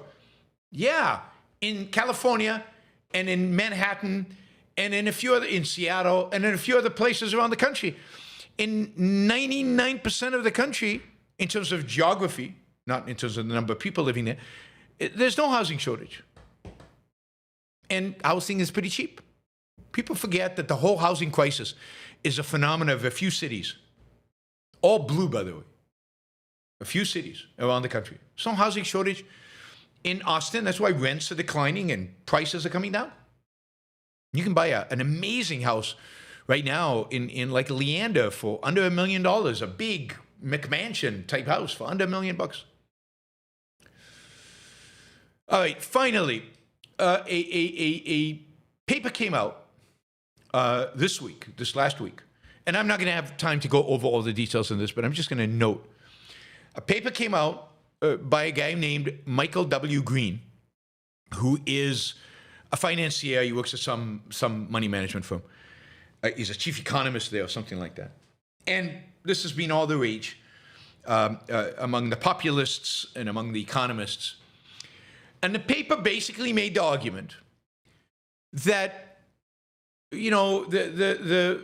the poverty line, which in America is defined as something like $34,000 for a particular family, I think family with 2 kids or something like that. That's a poverty line. You make that or below, you're poor. Right? Everybody could agree with that. Anyway, this Michael W. Green came out with a paper saying, that poverty line is completely wrong. The reality is that in America today,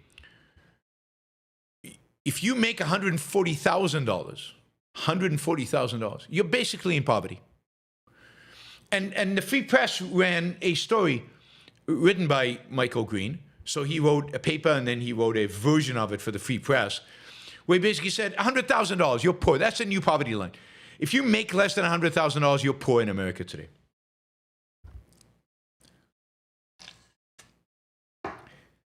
This is nuts.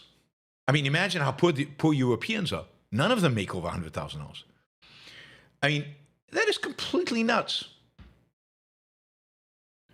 Now, I don't have time to go through this, but there's a couple of papers by Scott Winship. Scott Winship is a fellow and the director of the Center for Opportunity and Social Mobility at the American Enterprise Institute. Then there was also a paper by Jeremy Hoppenhadal, and I can't remember what his credentials are, but he's an economist. And they basically say, this is basically nuts. You're completely lying and cheating with the numbers. You don't know what you're talking about. But now this rhetoric of 140,000 is spreading on Twitter like crazy.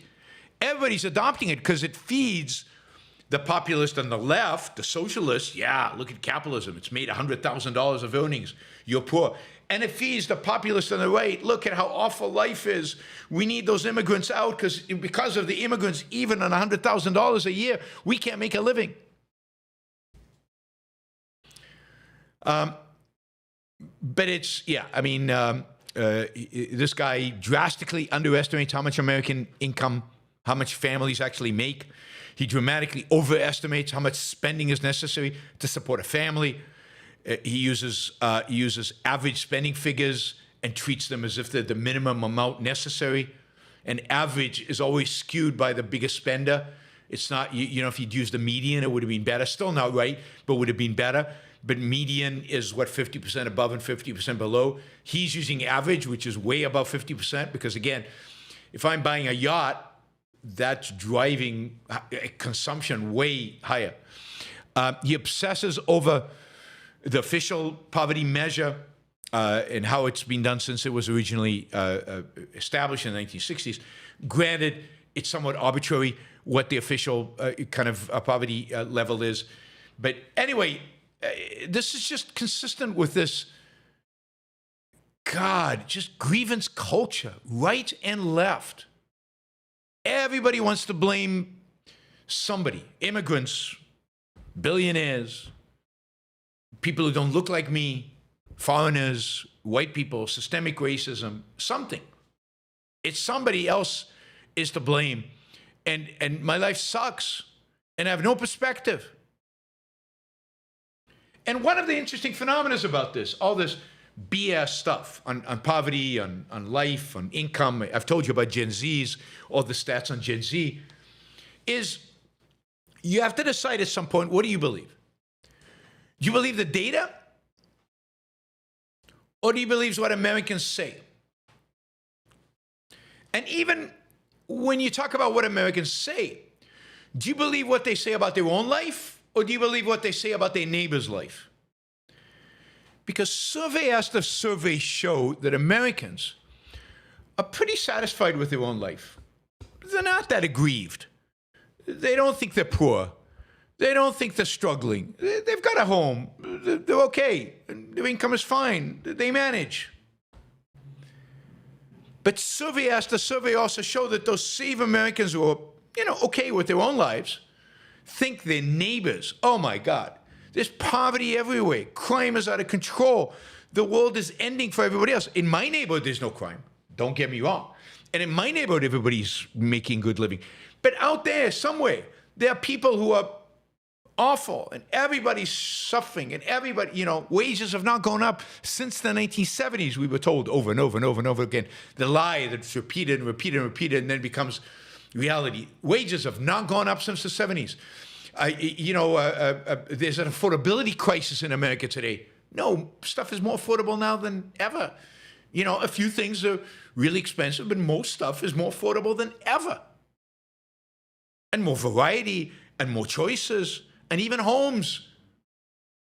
Unless you're in California, New York, or a few other states, they're more affordable than they used to be because your wages have gone up with inflation. People are convinced. And why are they convinced? Is it something bad about them? No, it's not. It's because, and I've been telling you this for years now, our intellectuals and our presidents and our politicians, our intellectuals and our politicians, don't stop telling us. They do not stop telling us how bad things are, how awful things are for us. Our wages haven't gone up. There's a crisis. There's a fentanyl crisis and an immigration crisis and a housing crisis and a cost of living crisis. And there's no end to the number of crises, China crisis and employment crisis and a manufacturing crisis. And there's no end. And this is why presidents constantly announce emergencies and take on emergency powers. And emergencies are never rescinded. And they lie, and they lie, and they lie, and they lie, and they make stuff up. You saw that with Tucker. You saw with Trump. You saw with Stephen Miller. They lie, and they lie, and they manufacture stuff, and they create stuff that doesn't exist, and they don't stop. And the tragic thing is we just eat it up. We eat it up.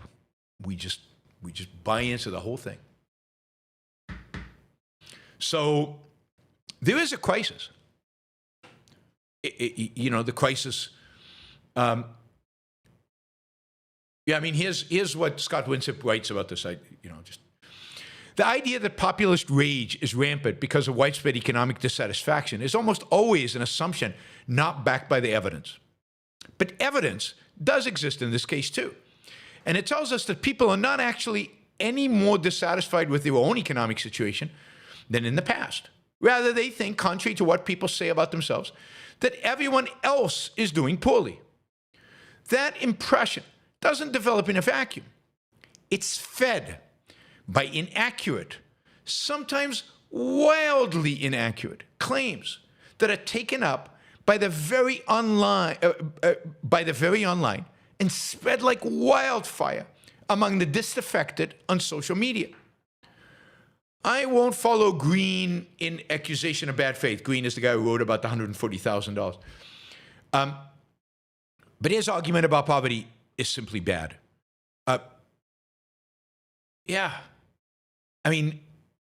We suffer because we have bad intellectuals.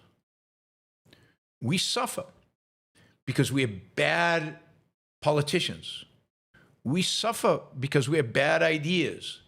We suffer because we don't listen to the few among us who are rational. We suffer because we're driven by emotion. And note that the real consequence of this, and we keep following this, we will be in a crisis. There are crises out there. Like, the fact that the government is going to go bankrupt one day. The fact that, there are real misallocation of capital out there. There's real injustices going on out there. They're not the ones that people claim they are, but they are going on. We blame the wrong things. We focus on the wrong things, and we don't do the right things because we don't know. The public is completely bamboozled by a failed intellectual class and by a despicable, lying political class. And that's where we are. That, my friends, but the reality of it, the facts on the ground of it, on a day-to-day basis are that you still, in spite of everything, you still, I know it's hard for you to believe this, live from a material economic perspective in the best time in all of human history. And from many other respects, it's never been a better time in human history to be gay, whatever LGBTQ you want to be, or you happen to be, not want to be, happen to be. It's never been a better time in probably all of human history to be a minority, in spite of the nastiness of these people. So it's never been in all of human history a better time to be a woman than right now. And in terms of violence, it's probably on a global scale. It's the best time to be alive, in spite of the war in Ukraine and what's going on in Gaza and in Sudan and in Somalia and a few other places. It's some of the safest times in all of human history right now. So there's a lot to fix, but we can't fix it until we know what's real and what isn't, what are real problems and what are not, what actually makes sense to worry about and what doesn't.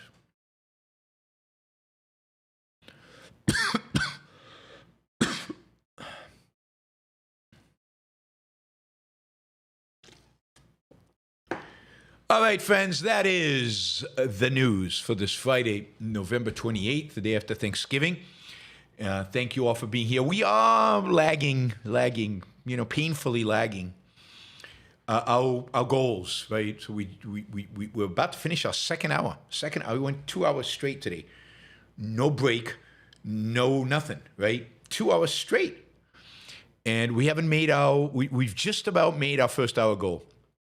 And we need to make our second hour goal. So we still lack about $250 to make our second hour goal. So stickers, $1 sticker, $5 sticker, $100 sticker, somebody coming in with $250 will do it. 200s, 550s, anything like that would be greatly appreciated, so we can say we made at least the second hour goal, even as we slip into the third hour, because there's a few questions. They're just not with big dollar amounts on them. So yeah, we've got to make our goals. This show could not exist without support from you. All right, talk about support. The best way to support the show is monthly, is make a commitment to support it monthly. You can do that on Patreon, patreon.com, and just go Yaron Brook Show and become a monthly supporter. If you do $10 or above, you get the podcast version, audio only, with no ads on your Apple podcast or whatever podcasting app you use. So that's the best way. I'm still looking for, I'm still searching to make my goal for the end of the year. Seven new Patreon subscribers, 7 new. Now, if the 7 would like $500 a month, that would make my year. But 7 at any amount would be fantastic. 7 new. If you're out there and you've never supported the show on a monthly basis, or you used to and you don't anymore, or you subscribed on Patreon, but free subscription, then just flip it to a monetized subscription and it counts. I need 7 new ones, or 7 re-upping, or whatever you want to call it, and that'd be great. I also want to remind you that on December 31st, New Year's Eve, we do the annual year in review show. We look back at the year and we examine it. I might try to have some guests on as well, and do some short interviews as well. And we're gonna have like a massive goal, a fundraising goal. We're gonna try to raise like $20,000 on that one show. I'm blocking out at least 4 hours for the show, so this is gonna go for like 4 hours on the 31st of December.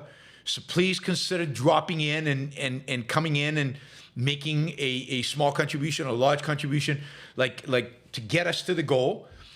We have made the goal every year in the past, but I keep upping it, so I keep making it more difficult for me and for you and for everybody else. So please consider coming in, and if you have the wherewithal to come in with significant amounts so we can make our goals, because it's going to require some people to do $500 and several $100 in a number of you. So that'll be December 31st. We'll probably start at 1 p.m. East Coast time and go for like 4 hours, maybe even 5 hours, and until we make it. So I'll be, asking for money, but I will have some guests. Maybe I'm going to try and get some guests, see if they'll come on. And just talk about why they like the show and why they like being on the show, and just to mix it up a little bit, maybe take a few of your questions. So we'll get some guests to come on and take some of your questions. And by the way, we are going to have guests starting next week. So Monday we're going to have Harry Binswanger will be on the show. So Monday evening. The following Monday, if I'm not mistaken, we're going to have Gene. So we're covering the Binswanger family. So we'll have Harry, and then a week after Gene, and then we're going to have Nikos. And we're still trying a bunch of others. So the rest of December, I expect to have guests. Throughout January, I expect to have guests. So we will have interviews throughout and into next year. Oh, I've got what's his name? Vincent Galesso, the Canadian economist, who basically, when Trump put tariffs on Canada, basically said Canada should have unilaterally zero tariffs. They should reduce tariffs in retaliation for Trump's increasing tariffs. And so that's going to be fun. We'll have another free market economist, non-objectivist free market economist on to talk about tariffs and other stuff. So that'll be fun as well. That'll also be in December. And of course, we'll have Nikos to talk about the crazy right and the crazy left. He's an expert. Finally, we have some sponsors. The Ayn Rand Institute is holding a conference in Porto, Portugal, in April 17th to 19th. I will be there, and you should come. You can get a discount. It's 26 YBS 10. That's a discount code. And if you're under 34 years old, you can get a scholarship that'll basically pay you for it. Somebody says, whatever happened to George Selgin? He was on like a few months ago. I had him on. That was, anyway, that's the Ayn Rand Institute. Then you've got Alex Epstein. Alex Epstein is to find the stuff for the Institute is aynrand.org/start here. Aynrand.org/start here. All the links are down below. Alex Epstein, number one thinker on energy, on electricity, on fossil fuels, on what's going on with energy policy in the Trump administration. Alex is has a Substack, Talking Points. You will learn so much. alexepstein.substack.com. alexepstein.substack.com. And let's stop there and we'll do more in the next few days. Can't do all of them every day, but we'll cover most of them. All right, let's do quickly some of the stickers. Stringer Bell came in with $50. Thank you, Stringer Bell. That helps a lot. I need 4 more people to do $50 so that we can get our goal. Sir Nerik, thank you for the sticker. And who else did a sticker? Who else? We got Jason Adams, Benjamin Nunez, Margaret, and Yahil, and Deepa with Diego, and Xit 1254, and Timber Skid, and Normative, Randroid, and Bonnie Bertrand, and Catherine, and Raphael, and Finn Harper. Thank you for the stickers. Really, really, really appreciate the support. Particular, we'll give a shout out to Stringer Bell, who did $50. So thank you, Stringer Bell. Really appreciate that. All right, let's go with Andrew. Why does xenophobia towards immigrants persist? Libertarians routinely expose how every generation of immigrants face the same ignorant tropes and then become part of the fabric of society, yet the ignorant tropes prevail. So the real question is, why do ignorant tropes prevail? It's because ignorance prevails and collectivism prevails. And, xenophobia is just an aspect of collectivism. And when you have periods with cultural angst, people upset, people believing that the world is not going well, that maybe it's coming to an end, Western civilization is ending, then they need to find somebody to blame for it. And to say ideas cause it is too big, too difficult, too abstract. They want a concrete. They want somebody to blame. And immigrants are just easy to blame, whatever problems you have. And, and you can easily position immigrant groups against one another. For example, the biggest opposition to Chinese immigration in the 1890s in California came from Irish immigrants who, in a sense, thought that they came first. They were not willing to do the kind of work the Chinese did on the railroads, and they feared that the Chinese were undercutting their wages, So they rose up against the Chinese to try, and they got California legislature and then ultimately the federal government to ban Chinese immigration from the United States. So, but it's a combination of collectivism and ignorance and fear. So when societies become dominated by anger and fear, they need to focus their anger on somebody, and they have to, and that somebody, an easy target is immigrants, particularly in America, where immigration has played such a huge role in the history of the country. Lincoln, what is this? The disaster known as Trump is going to charge $250 for international visitors instead of $80 for national park entry. Oh, and add his pick to the pass.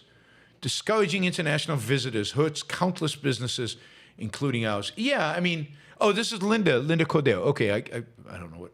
Yeah, yeah. I mean, it's horrible. It's horrible. So, you know, when you don't like foreigners, you don't like foreigners, whether they're visitors, whether they come here. I wouldn't be surprised if Americans stopped traveling abroad less, because who wants to go to these horrible places? We don't want the people coming here. Why would we go there? And you know, you become more insular, you become more isolated, you become more ignorant, and yeah, I mean, it's the globalists like me who travel around the world and visit new countries and, you know, want to interact with new people and different people from different parts of the world. That's not those real American patriots that Trump talks about. That's not them. They don't do that. So why have them come here? It's very destructive to the U.S. economy, particularly concentrated in particular places that very much rely on tourism, and it's destructive to Americans not to be able to interact with these foreigners, and destructive to foreigners not being able to come here to visit, never mind immigrate. Andrew, I know it's a small point, Trump calling the reporter piggy, but I would like to lecture to mature conservative men. You support talking to a woman like that? What if it was your wife? Does character matter in life or not? Well, I think that they have basically come down on, no, it doesn't matter. As long as you fight the left, character doesn't matter. You know, and I mean, most of the people who voted for Trump would never talk to people like that, like he talks to them. But I think a lot of them would like to. And they live vicariously through Trump. But yeah, I mean, character doesn't matter. That's one of the great tragedies. And remember when Bill Clinton was president, it was all about character, according to the Republicans. Of course, they lost. So maybe the lesson they learned is if you emphasize character, you lose. So forget about character. What we want is winners. God.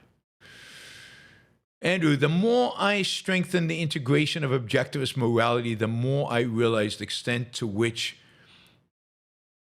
the extent that the switch of beneficiary from others to self is a revolutionary identification in opposition to conventional morality. Yes, it changes everything. That switch to say the beneficiary of your reaction should be you, not the other. Everything changes.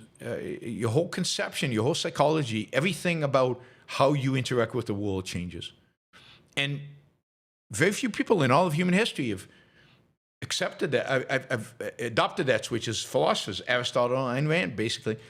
You know, maybe Spinoza hinting at it, but yeah, everybody else says, oh yeah, being selfish is, that's just human nature. What can you do? But you have to overcome it with morality. Morality is the way we overcome our base instincts of self-interest. Kirill from the Czech Republic. ChatGPT thinks the US NATO would have a rough time defeating Iran, even without just war theory, due to the asymmetric strategy, which uses proxies and Straits of Hormuz, disrupting to inflict high cost, triggering a regional war and global economic shock. True? Oh, God. No. even with just war, would be over in a month. I mean, Israel completely eviscerated them in 12 days. Another 12 days, the regime would have fallen. And, all right, so they blocked the Straits of Hormuz for a few days. But you land Marines in the Straits of Hormuz and you reopen it. That would take days. There's no fighting force on the Iranian side that will withstand anything America has. Think about the 1991 war with Iraq. It was just America, and all the experts, and I'm sure ChatGPT was around then, all the experts said at the time, oh, casualties on the American side are going to be horrific. This is going to be a devastating war. It's going to take weeks, months to dislodge the Iraqis. The Americans don't realize how strong the Iraqi military really is. What did it take? A few days?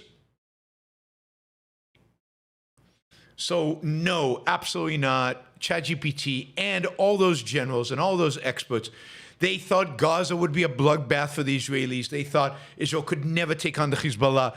They thought, oh my God, Israel can't take on Iran. Iran is far away. They can't bomb Iran. They can't do anything to Iran. The experts know nothing. Sadly, my experience with military experts is they constantly underestimate the free Western countries and way overestimate the power of dictatorships and the power of Soviet weapon systems and the power of so-called asymmetrical warfare. Iran has nothing, nada, days it would take for the Americans.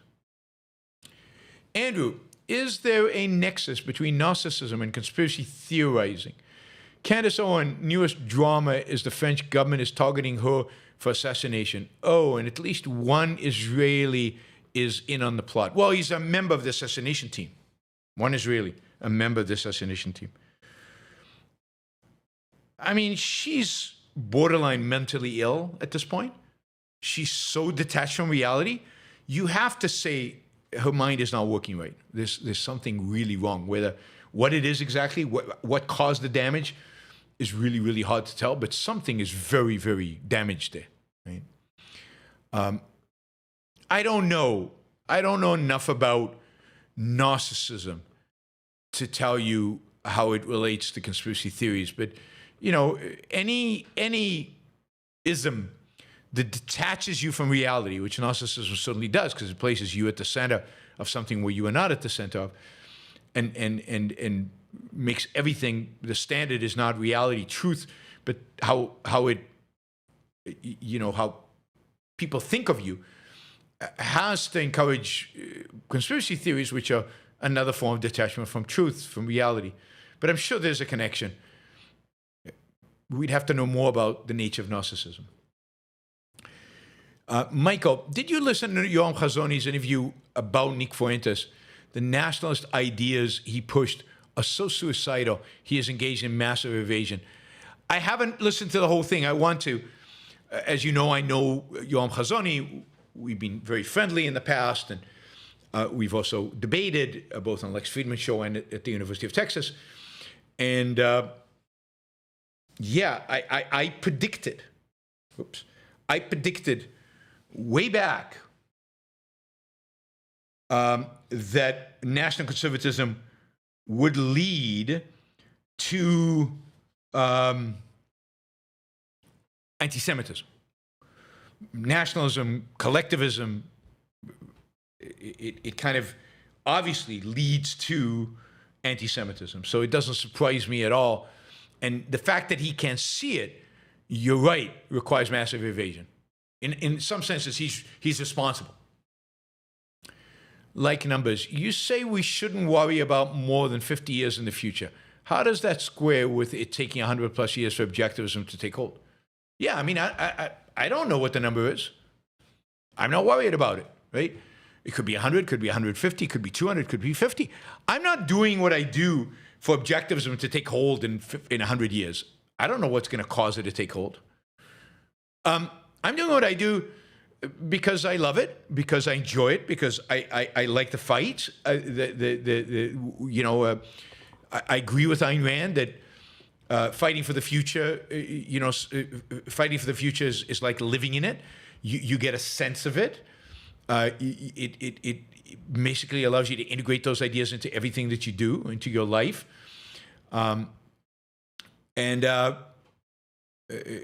doing it, I get pleasure and satisfaction over the people, you guys, who come to me and say, you changed my life. You helped me discover Ayn Rand. You helped me discover there's an alternative to the madness out there. You turned me away from Trump, or you turned me away from the left. I've had all people do that. That's what keeps me going. I can't hold, if I do a really good job, if I work really, really, really hard, then 50 years from now I'll have an impact. I'd give up. There's no way I would do it. It's not the purpose. You change, if you're not changing lives all the time, if you're not changing lives on a regular basis, if people are not responding positively to what you're doing, then what's the point? 50 years is too abstract, too distant, and too uncertain, and too, I don't really care. I'll be dead. It's not even 50 years from now, 50 years after I'm dead. My kids won't even be around. I find it very hard to care. I mean, if I was alive, I would care, but... Michael, has anti-Semitism become an effective business model? Well, I mean, for some people, who can leverage off of that population, sure, but it's not an effective business model for anybody other than a few creeps. It's not universal. You can't take what Fuentes does and mimic it and make it a business model. And it's only one industry, in the industry of punditry to the lowest common denominator. Paul, thank you for the sticker. Appreciate it. Friend Harper. Watched yesterday's show after the fact and wanted to say I'm grateful that you gave gratitude the attention it deserves. Culturally underrated aspect of the virtue of justice. Absolutely. Absolutely. Thank you, friend Harper. Oh, John. John asked the same question twice. John asks, do you dispute the claim that majority of inmates in France are Muslims? No. Right? Majority of inmates in France are indeed Muslims. And I'm not gonna take it where you want me to take it to. That's up to you. You wanna draw whatever conclusions you want from that. There could be lots of reasons why that is the case. And by the way, I don't actually know that claim is right, but it doesn't surprise me. So I'm willing to accept that John has looked it up and that he's not lying to us. But I don't actually know firsthand that claim is right. But it wouldn't be surprising, and it doesn't seem to matter to me that much that is true. Roland, happy Black Friday. Thank you, Roland. You're spending 2 Swiss francs here instead of going to the mall. That's good. Andrew, is there a logic to the soulless Tucker claiming to value the individual soul above all?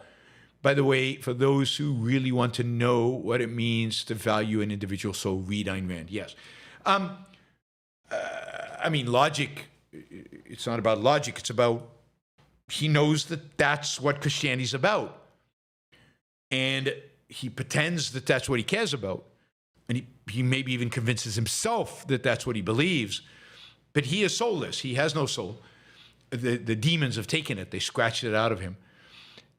He's a lost cause. But Christianity tells him it's all about the soul, right? That's what matters. That's what you should care about. J.J. Jigby's Roman Polanski has a relatively new film about the Dreyfus affair that is reportedly excellent. It's hard to find because of lack of U.S. distribution, but would you be willing to see it despite Roman Polanski? Yeah, I mean, I'd be willing to see it. So, obviously Roman Polanski's kind of a bit of a creep. He slept with a 13-year-old, a 15-year-old, I mean, a very young girl. And has avoided the United States for fear of being arrested since for pedophilia. So he's a creepy guy, but he makes really good movies, and particularly if I could see it, not at the theaters, I would see it. So I need to look for it because I am very curious about it. I'm generally curious about the Dreyfus affair. I want to read more about it. I need to read more about it. It's an interesting chapter in French history, and the centrality of anti-Semitism is quite striking. All right, Richard, I look forward to your upcoming focal points. Here's some support for number one, capitalism. Thank you. I appreciate that. All right, and finally, equal to reality. And of course, climate change is driven by lack of pirates. I'm not sure what that relates to, but maybe some of the lying that we talked about. Climate change is driven by lack of pirates. If there were more pirates, there wouldn't be climate change. Maybe, who knows? Is there correlation? Fewer pirates, more climate change. Yeah. We've driven away to our pirates, and now we have climate change. There must be causal. Thank you, guys. I will see you tomorrow for our AMA. I think it's at 1 p.m. East Coast time. 1 p.m. East Coast time. Tomorrow, AMA, and I'll see you all then. And today, thank you to all the super chatters. Really, really appreciate the support. And have a great weekend. Have a great weekend. Have a great Friday. Bye, everybody.